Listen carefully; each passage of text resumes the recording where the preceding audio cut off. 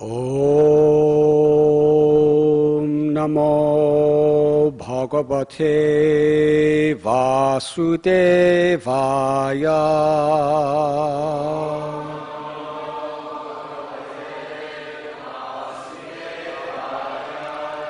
Om Namo Bhagavate Vasudevaya.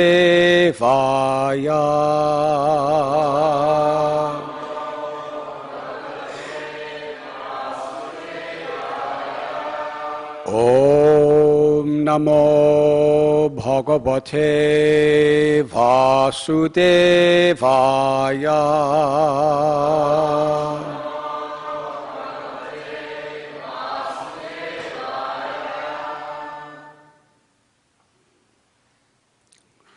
What is the verse today?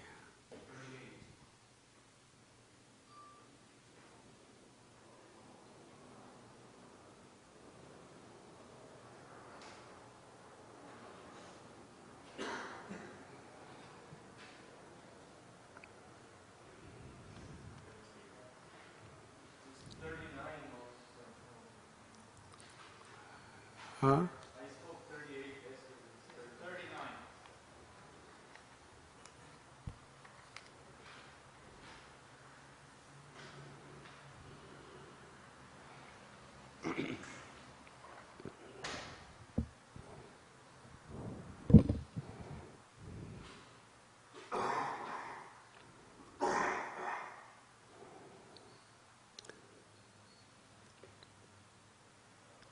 Ataha bhavatava mahimamrita ras samudra vipusha sukrid avalidaya. Therefore, O killer of the Madhu demon, incessant transcendental bliss flows in the minds of those who have even once tasted but a drop of the nectar from the ocean of your glories. Such exalted devotees forget the tiny reflection of so-called material happiness produced from the material senses of sight and sound. Free from all desires, such devotees are the real friends of all living entities, offering their minds unto you and enjoying transcendental bliss. They are expert in achieving the real goal of life. O Lord, you are the soul and dear friend of such devotees who never need return to this material world. How could they give up engagement in your devotional service? Purport by His Divine Grace, A.C. Bhaktivedanta Swami Prabhupada. Although non-devotees, because of their meager knowledge and speculative habits, cannot understand the real nature of the Lord, a devotee who has once tasted the nectar from the Lord's lotus feet can realize what transcendental pleasure there is in the Lord's devotional service. A devotee knows that simply by rendering service to the Lord, he serves everyone. Therefore, devotees are real friends to all living entities. Only a pure devotee can preach the glories of the Lord for the benefit of all conditioned souls.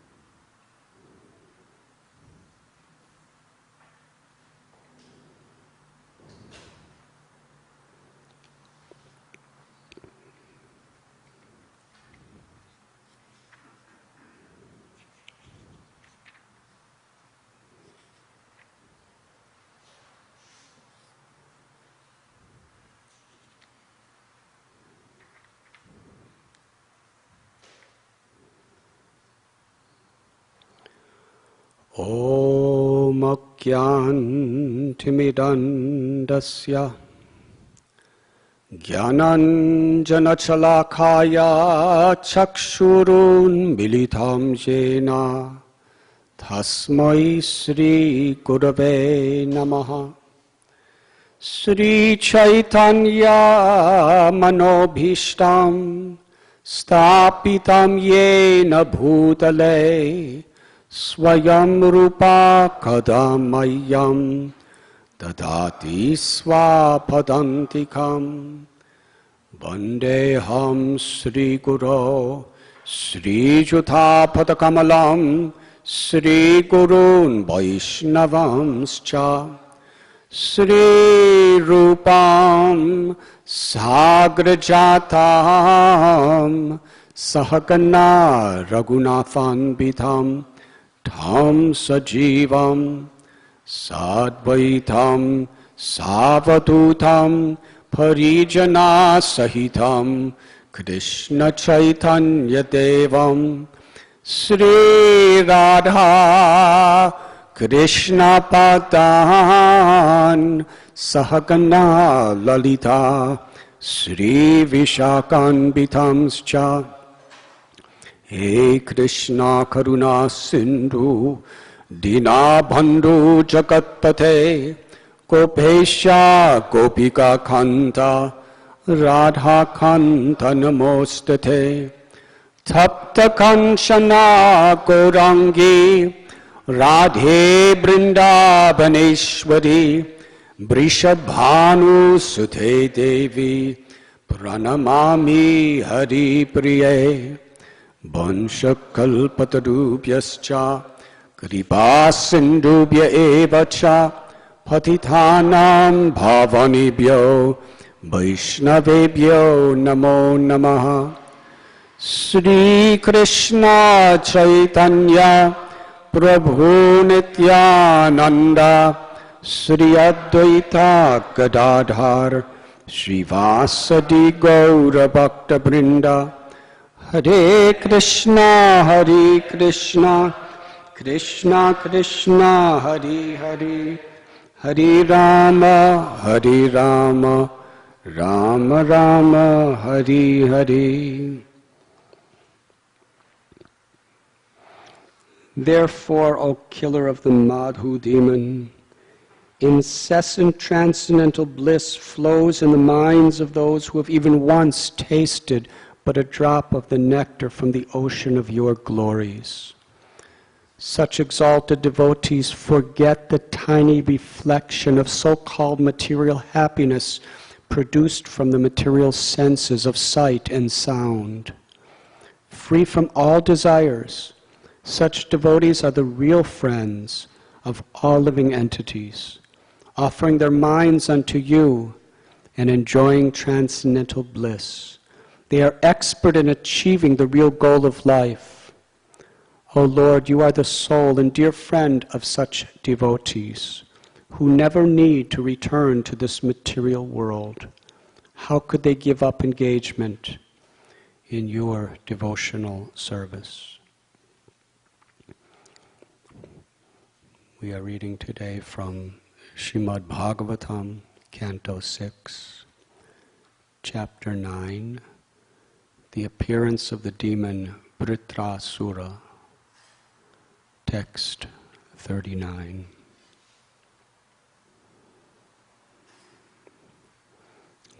This story from Srimad Bhagavatam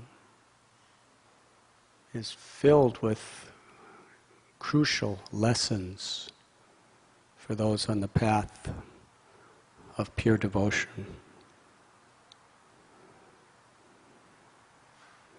The very structure of the story in which the teachings are revealed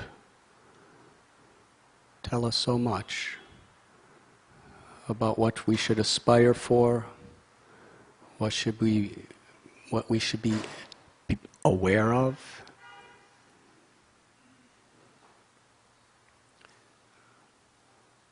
We could begin from so many different places. It's a really complex story. But in this particular verse, the Devas are praying to the Supreme Lord Vishnu. They have realization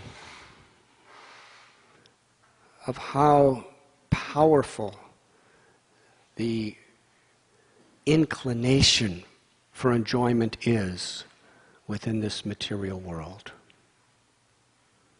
The mind and the senses are craving for pleasure and fearful of anything that will interfere with whatever pleasure there is. And these great souls offering these prayers, by the power of their austerities, by the power of their charity and good works, they have attained a karma where there is immense pleasures, millions of times greater than what we can acquire in our little human existence on this earth. But yet they understand and they have experience that no amount of temporary pleasure could ever satisfy the heart.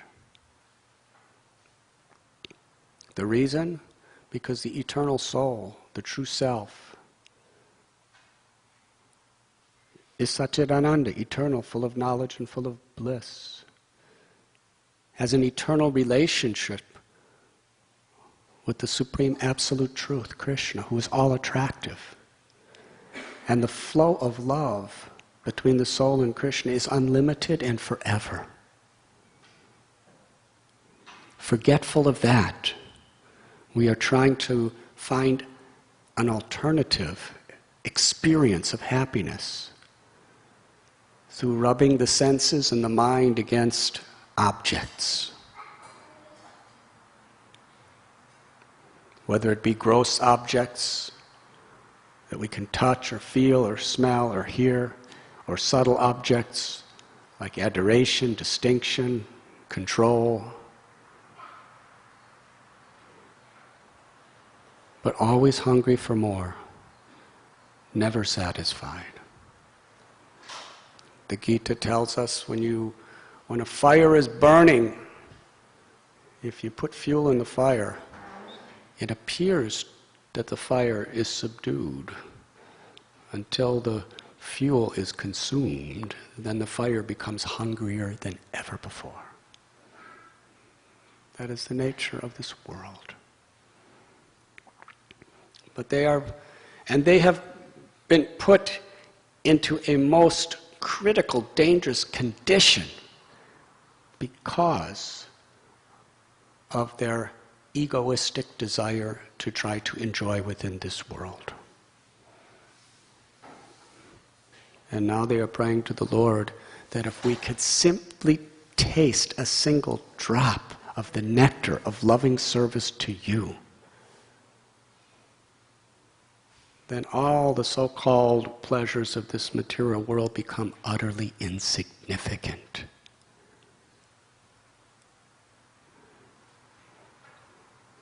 And the particular situation that they're appealing to the Lord because of is an incredible, unconquerable, massive demon named Vritrasura that has attacked them. He's so huge and he's so powerful that there is nothing that they could possibly do to withstand his prowess. They're about to lose all their property, their families. They're about to lose their lives.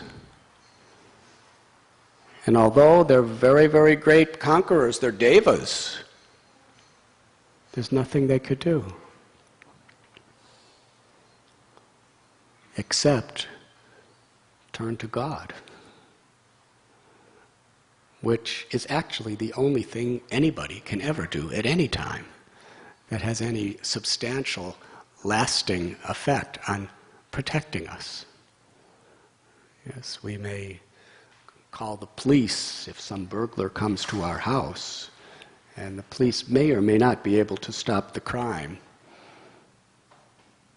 But meanwhile, the power of time at the time of the crime is diminishing your life second by second by second. You're growing old. You're going to die. You're going to lose everything. Whoever you are, whatever you're doing.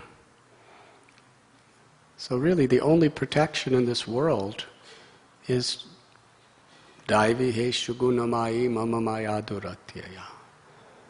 When we take shelter of the Lord, then by the Lord's grace delivers us from this whole illusion of material existence, awakens our eternal soul. So the Devas are really in a predicament. It's not something they could just go to a meeting and discuss for, several weeks of what are we going to do about this. This massive personality is right now, he's so big, he's stepping on them like ants and crushing them. Yes? And he's right on top of them. So what are they going to do? They all turned to God. The only real solution. They surrendered. And it's interesting to understand where this Vritrasura has come from.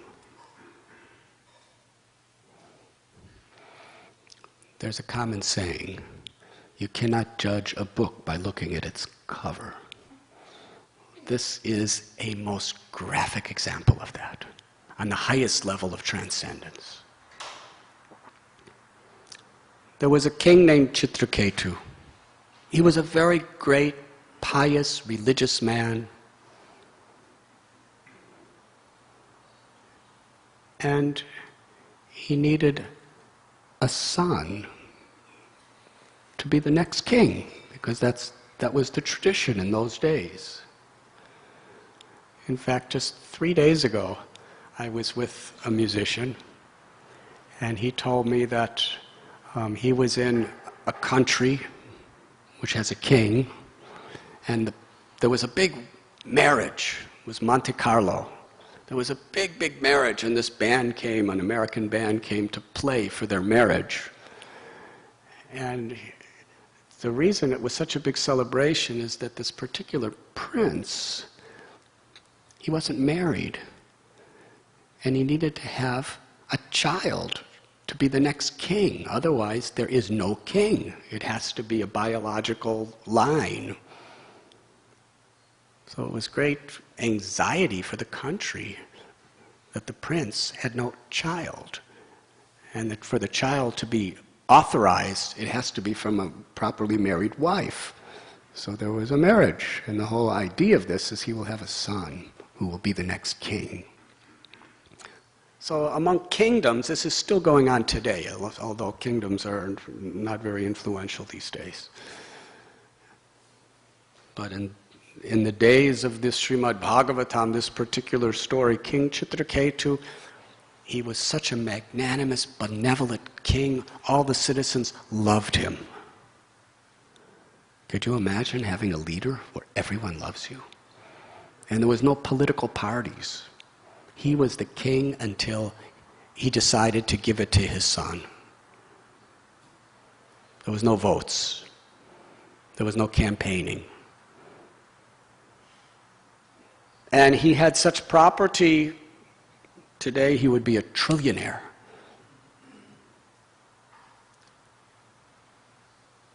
But he had no son. He had no children. So he felt so destitute that I'm not performing my duty, because someone, on behalf of my ancestors, my forefathers, somebody has to take over after me.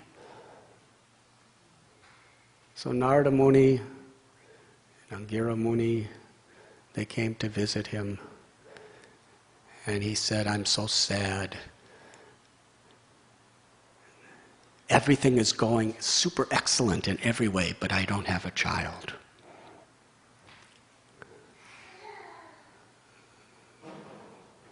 So they gave him some blessings, some sadhana. Said, you'll have a child, and his name will be Harshashoka, which means one who gives happiness and distress. Every child gives happiness and distress. So that was something acceptable. So he had the child, but the particular queen that had the child, that gave so much happiness to the father, she was celebrated by everyone. But then there were other queens who burned with envy. It's the nature of the world. If you do something good, some people will love you, and some people will be envious and hate you. And the more substantial good anyone does, the more they could be loved, and the more deep-seated people will envy and hate. It's always been like this in this world. They envied this queen so much. And envy can really cloud one's intelligence. You just become so victimized by this energy that they secretly poisoned the baby. The baby was dead. Now, everything the king was yearning for and suffering because he didn't have, he rejoiced when he got it. But to the degree you're attached to something, to that degree it hurts when it's taken away. And dukkhalayam ashashvatam. In this world, everything eventually is taken away. He was in total distress. He couldn't do anything. Then Narada Muni came by again. And Narada Muni, he told the little dead baby to wake up. He said, why have you left your father? And the dead baby spoke transcendental knowledge. He said, actually, I'm not this body, I'm the eternal soul. I'm not dead. There's no possibility of the soul being dead. I was called to be in this body for some time due to my karma. Now I'm being called somewhere else. Who is my father? I've had so many fathers. I've had so many mothers. As my soul is transmigrating birth after birth after birth after birth after birth. Aham bija pratapita. The Supreme Lord is our eternal father and mother. When Chitraketu heard this, he was enlightened. He totally took shelter of the Lord and became a great saint. Transcendentalist, who was purely an instrument of compassion for everyone in this world. And that's how he ruled. And one day he was on a tour, and he happened to be around the Kailash area, and he saw Shankar, Lord Shiva. And it was really an interesting setting, because there were all these great yogis, swamis, ascetics, rishis, who had renounced everything of the world to live in the jungle for the purpose of detachment from egoistic material enjoyment, to attach themselves to the highest liberation. That's why they all lived together in the jungle. And their ultimate hero, their guru, was Lord Shiva. And Lord Shiva was among the greatest rishis and sages of the world. And he was sitting, giving them a lecture on the subject of renunciation. And as he was speaking, Lord Shiva's consort, Parvati, was sitting on his lap. And he was embracing her very affectionately in front of all these swamis, yogis, and rishis, telling them about renunciation. And he was embracing her with so much love. And the rishis, they were just listening. They were learning, they were taking notes in their minds of everything he was saying. But for Chitraketu, this was really, it was really unusual to give a class like this. So he just couldn't help himself from speaking what was in his heart. Lord Shiva, he's telling all these great renunciates about renunciation while he's embracing his wife on his lap. How is this? And Lord Shiva, he understood the heart of Chitraketu. So he just smiled. And all the great sages and rishis, they didn't say anything, because it was all inconceivable to them. But Parvati did not like this. That who is this person to question the integrity of Shiva, my husband, my beloved? And she became quite angry. And she said, you are a shameless fool. You call yourself a king? And you, because you are so proud of your power, your position, your beauty, your fame, you are so proud of all of this and all of your wealth that you have become so low and shameless that you think you can question the integrity of Shiva?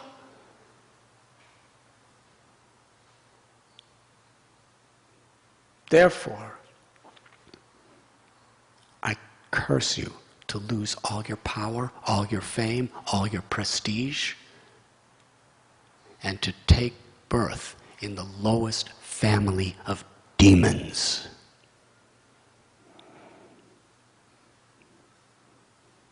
Now, if one of us tells you that, you'll say, who cares about you? But when Parvati says that,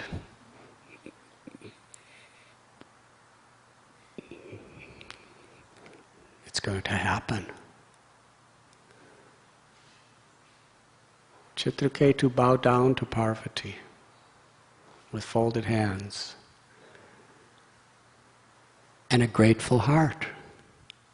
The man was just cursed to die and become a lowly demon in hell. And he bowed down with gratitude.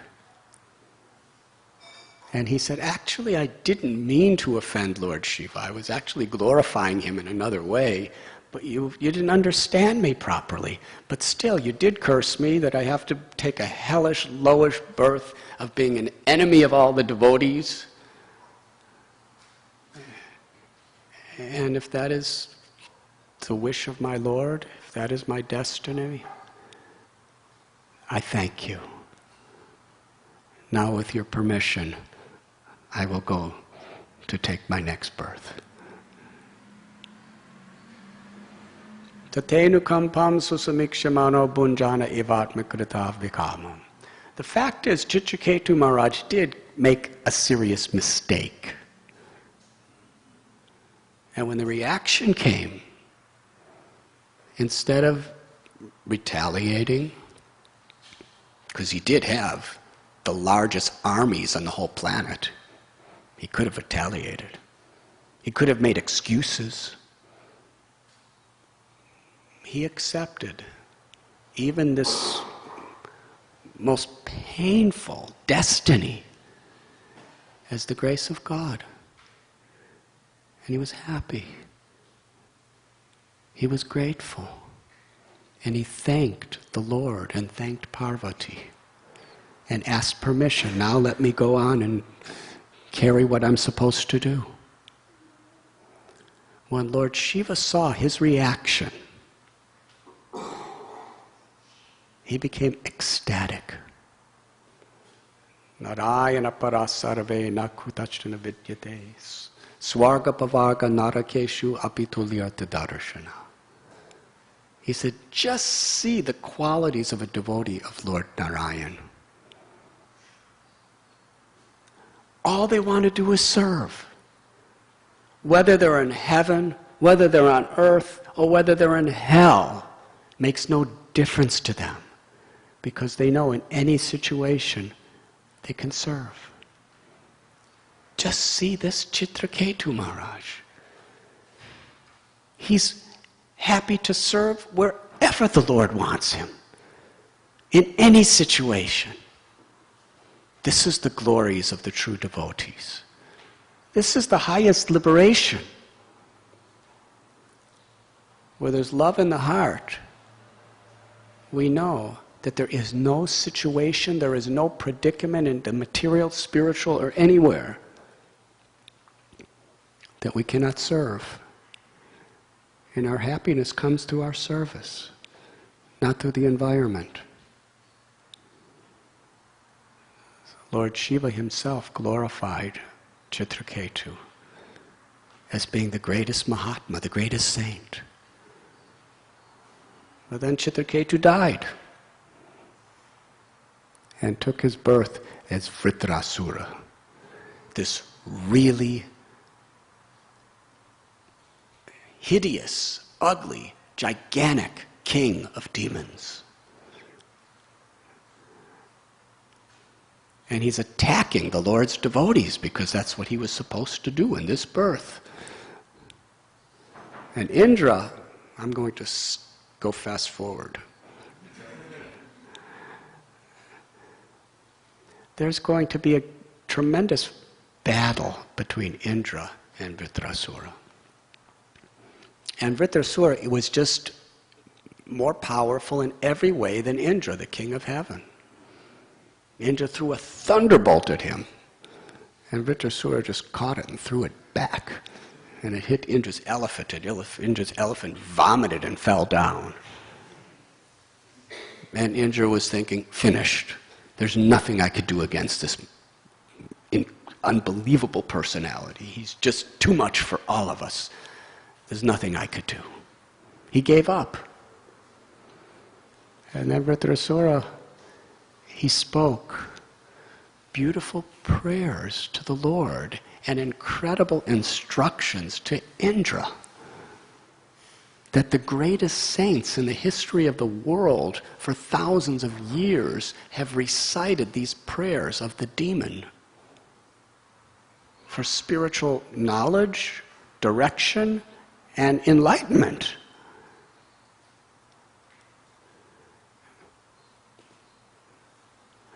Essentially, he tells Indra that you're supposed to kill me. Why are you afraid? You're afraid because you're so proud and you're so attached to all of your physical pleasures. I have no attachments. My destiny is that you're supposed to kill me and free my eternal soul from this demoniac body of mine that I was destined to. And I'm going to go back to the eternally supreme liberated position of loving service to my Lord.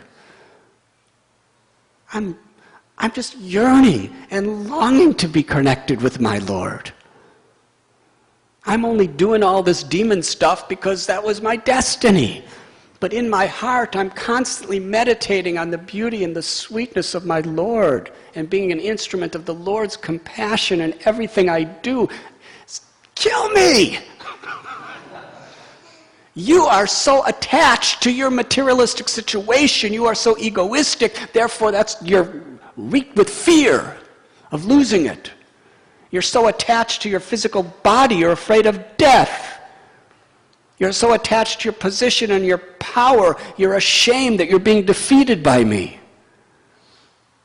But as for myself, my only attachment is that most beautiful, gracious, and loving Lord of my heart, who's waiting for me and I'm waiting for him. So give up your cowardice, your ego and your attachment. You're going to win the battle, and you're going to have to go on suffering, trying to protect your kingdom and enjoy your life. But I'm going back to the spiritual world. So who's going to be the winner of this battle? Defeat me, and I will attain supreme victory. This is a paraphrase of the dialogue.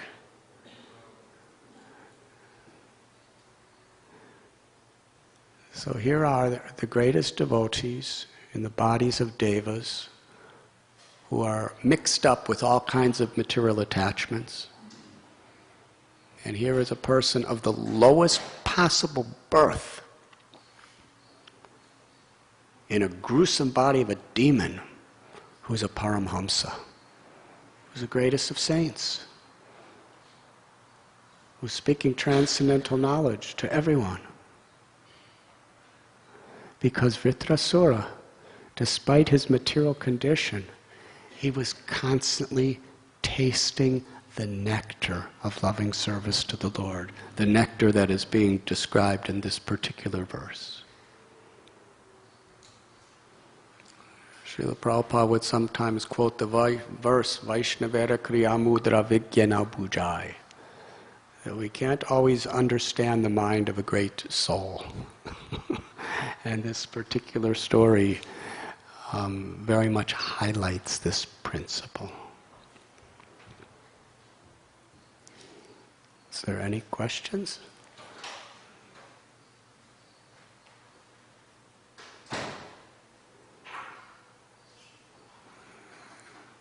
Yes.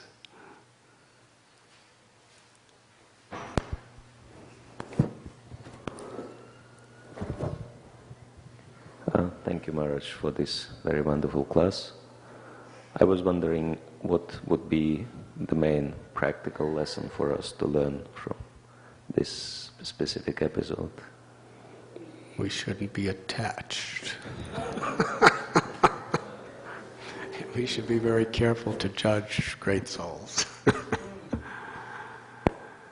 Because, throughout the whole theme of the story really is about learning how to respect others, even in difficult circumstances. From another perspective,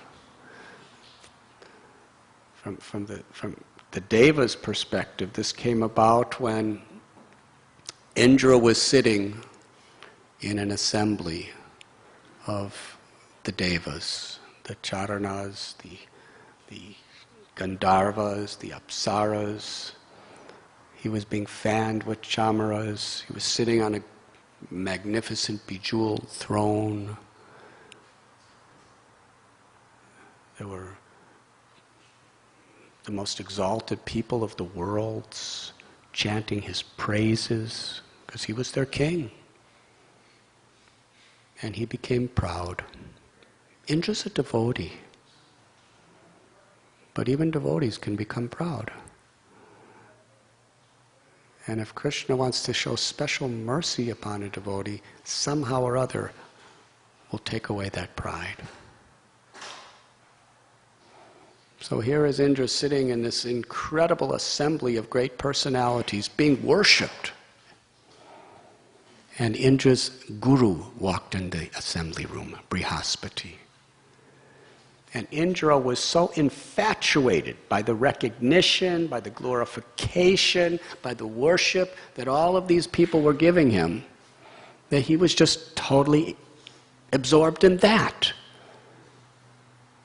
And when his guru, Brihaspati, came in the room, Indra just sat there and continued accepting all the glorification and worship. He didn't say anything negative. He just didn't say anything. He didn't have the common respect to stand up and greet a great person or offer him a seat, because he had his seat. He was obviously thinking, I'm so important to all these people that I don't have to, respect somebody else in this situation.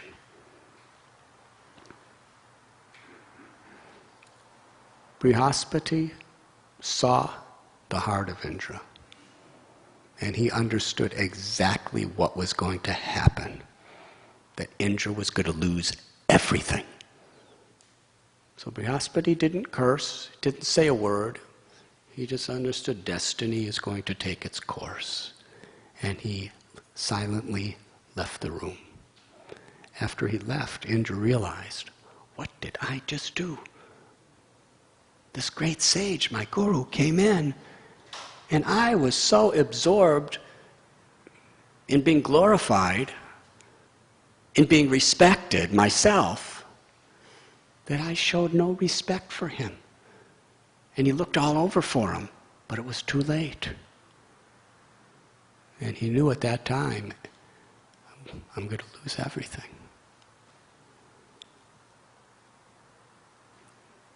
Yasyaham anugrinnami harishita dhanam shanai. Srila Prabhupada would quote that when the Lord wants to show compassion, He'll give you what you want. But when He wants to show very intimate compassion, He'll take away whatever is an obstacle to seriously taking shelter of His loving service.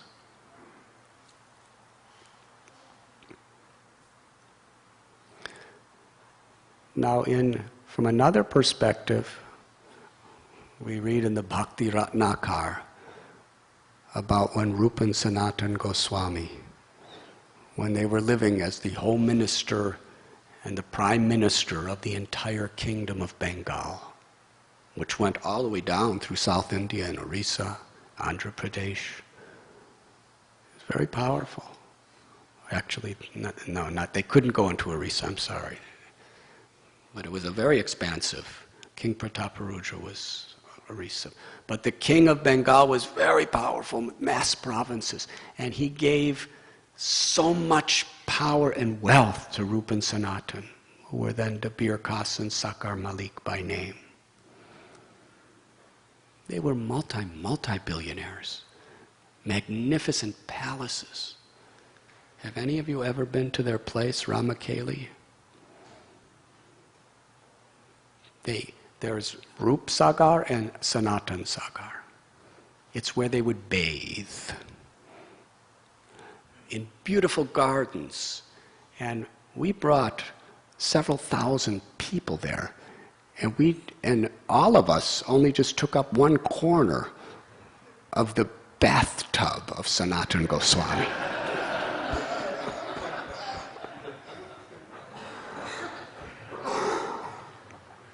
And this is 500 years later. You could imagine what it was like when it was brand new. And they were the greatest scholars in the world, too. They knew all languages.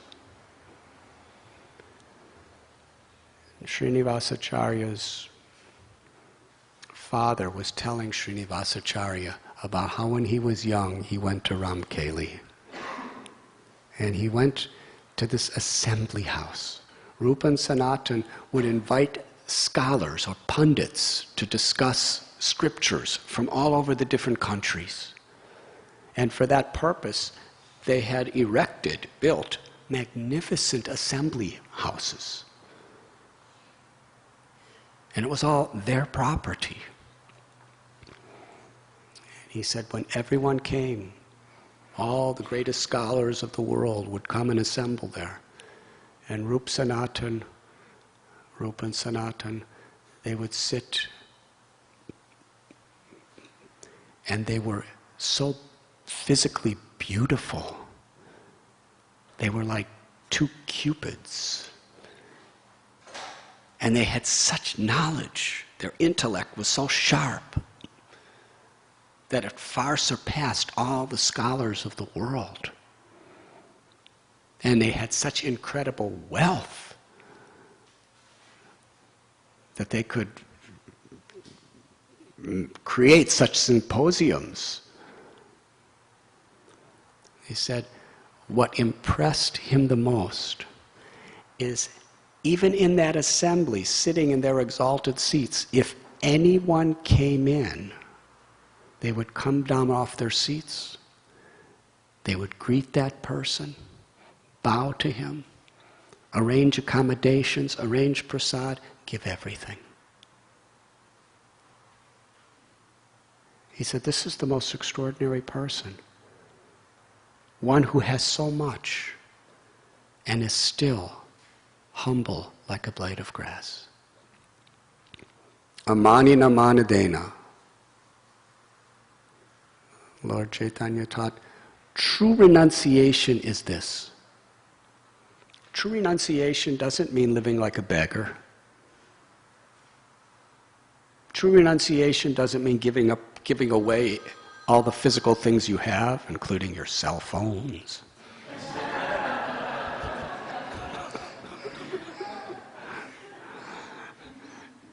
The beginning of renunciation is turning it off in class, though.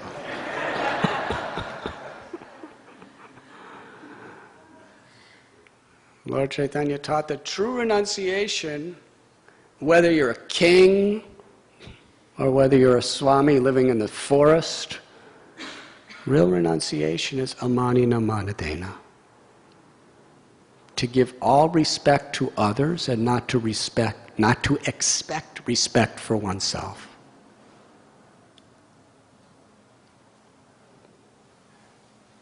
And respect means, in practical terms, to honor the presence of God in everyone's heart. And according to that, our particular position of that person, we want to serve them. Prahlad Maharaj explains how a person is a servant of everyone. To those who are in an exalted, superior position, we serve them by submissively inquiring, taking guidance, instructions, and following those instructions. To those who are our equals, we serve them by becoming intimate, confidential, and true loyal friends in the service of the Lord. To help each other, to elevate each other in every way, physically, emotionally, spiritually. To those who are in a lesser position, in a sense, then we serve them by giving them all honor and respect through trying to do everything within our power to uplift them in every way.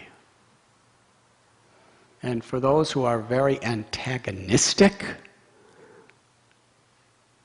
if there's nothing we could really do for them to help them, then we honor them and respect them and serve them by keeping a distance and offering respect to the spiritual essence, to the presence of the Paramatma within their hearts. But in this way, to every living being, we're servant. And we read about great souls like Vasudeva the leper. He had leprosy and there were worms eating his body away.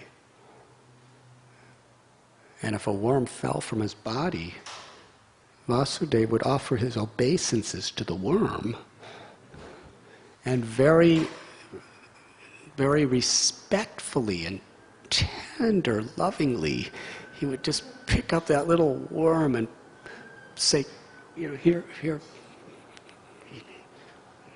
here's something to eat. Here's some place to live, and place him right back in the body from where he came from. Now, we cannot imitate that. If we try to imitate the most exalted souls, we will either go insane or we will die. But the principle is how to give honor and service to everyone according to their position.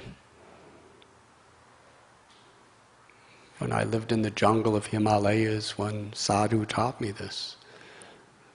He says, you have to serve everyone. You have to honor and respect everyone.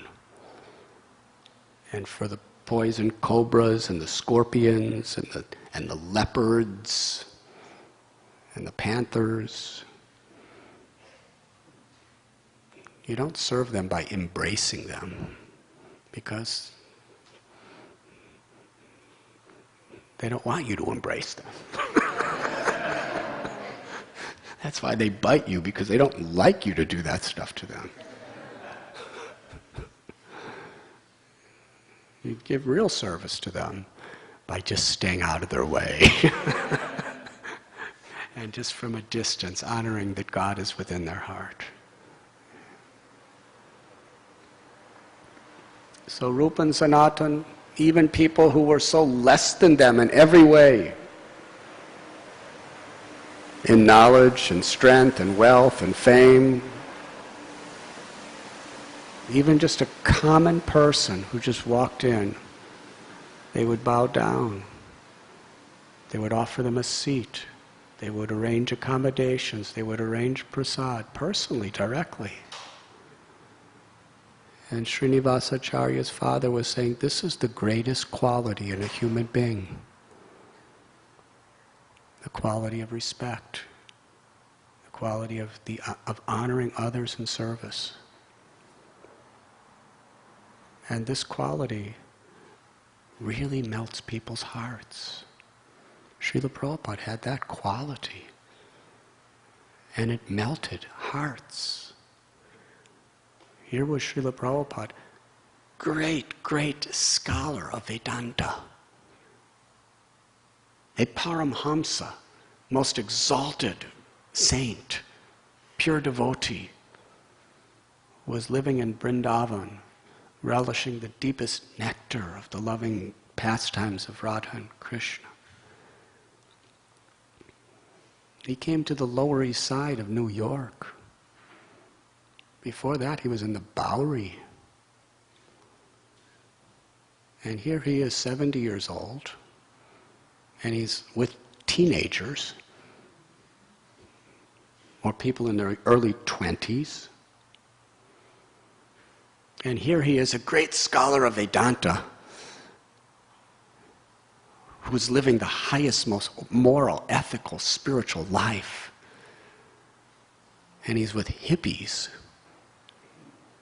Prabhupada was bathing 3 times a day. These people hardly bathe 3 times a year.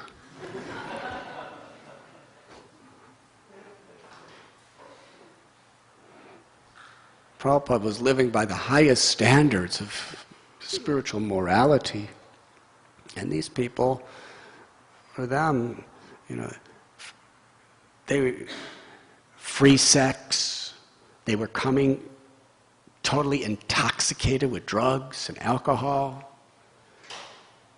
They'd come in just after eating meat, gambling their lives away. And Prabhupada would honor them, respect them, and serve them. A 70-year-old man serving, honoring, showing love and affection to teenage hippies.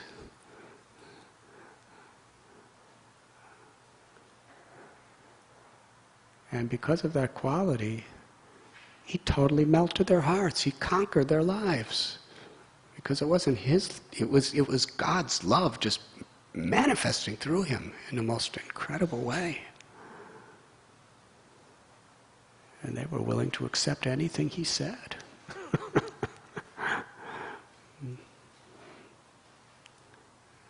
And that was Prabhupada's quality throughout. One of our God brothers tells the story that Prabhupada was sitting in a Guru Puja in Mayapur, and hundreds of people were chanting Guru Puja, glorifying him as their spiritual master. And one devotee had like a wound on his leg, a boil or something like that. And Prabhupada saw that, and while everyone was chanting and dancing and praising him, and he was sitting on a beautiful asana, he called that person over. So what is this? And he started writing down What kind of medical cure? Because Prabhupada knew everything. Told him you get some ghee and you put some turmeric and you boil it together and put a little of this thing in, and then you put it in a compress and put it on your leg, and gave him some rupees to buy the ingredients.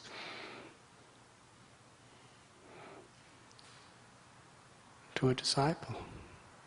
He just wanted, it was just his nature to serve, to love. And he was only accepting honor and glorification just to serve everyone, to help them to make spiritual progress. Nothing for me. Everything is for the people, so that they could progress.